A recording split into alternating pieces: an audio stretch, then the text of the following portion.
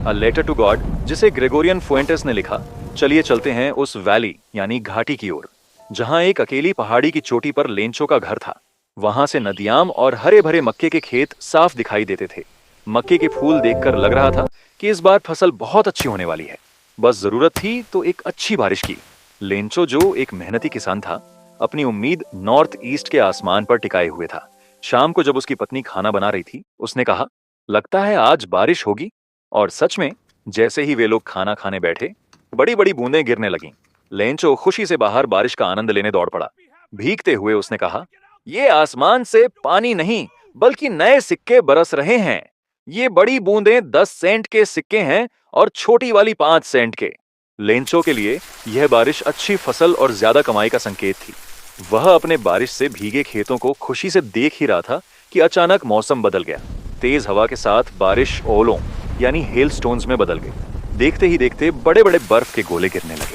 बच्चे खुश होकर इन जमे हुए मोतियों को उठाने लगे, लेकिन लेंचो घबरा गया।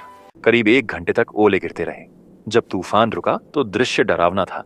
खेत, पेड़ और पूरी घाटी सफेद हो गई थी, जैसे नमक की चादर बिछ गई हो।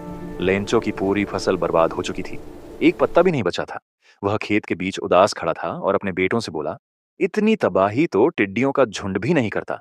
इस साल हमारे पास खाने को कुछ नहीं होगा। हम सब भूखे मर जाएंगे। वह रात लेंचो के परिवार के लिए बहुत भारी थी।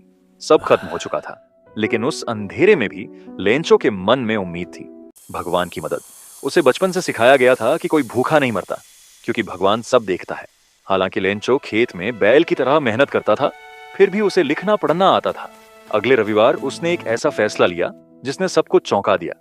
उसने भगवान को एक पत्र लिखा। उसने लिखा, हे भगवान, अगर आपने मेरी मदद नहीं की तो मेरा परिवार इस साल भूखा मर जाएगा। मुझे खेत दोबारा बोने और अगली फसल आने तक जिंदा रहने के लिए 100 पीसोस की बहुत जरूरत है, क्योंकि ओलों ने सब बर्बाद कर दिया है।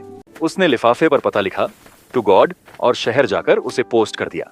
पोस्ट ऑफिस में एक कर्मचारी ने जब वह अजीब पते वाला पत्र देखा तो हंसते हुए अपने बॉस पोस्ट मास्टर के पास ले गया। पोस्ट मास्टर, जो हंसमुख और मोटा आदमी था, पहले तो जोर से हंसा, लेकिन फिर गंभीर हो गया। उसने पत्र को मेज पर रखते हुए कहा, क्या विश्वास है! काश मुझे भी भगवान पर इतना भरोसा होता कि मैं उनसे पत्र लिख पाता। लेंचो का विश्वास टूटे नहीं, इसलिए पोस्ट मास्टर ने तय किया कि वह इस पत्र का जवाब देगा। लेकिन जब उसने पत्र पढ़ा तो समझ गया कि सिर्फ जवाब देने से काम नहीं चलेगा।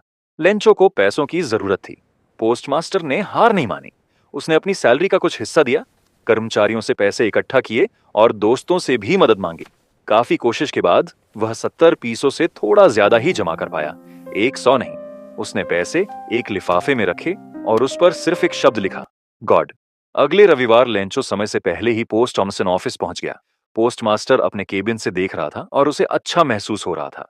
लेंचो ने जब लिफाफा खोला और पैसे देखे तो उसे जरा भी हैरानी नहीं हुई। लेकिन जैसे ही उसने पैसे गिने, उसका चेहरा गुस्से से भर गया। उसने सोचा, भगवान गलती नहीं कर सकते और न ही वे मेरी प्रार्थना ठुकरा सकते हैं।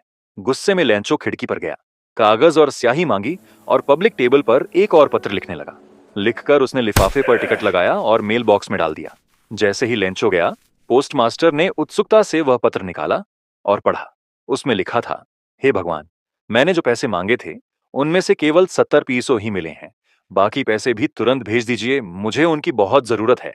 लेकिन इस बार पैसे डाक से मत भेजिएगा, क्योंकि यहाँ पोस्ट अमाउंट ऑफिस के कर्मचारी लुटेरों का झुंड, बंच ऑफ क्रूक्स है। इन्होंने मेरे पैसे चुरा लिए हैं।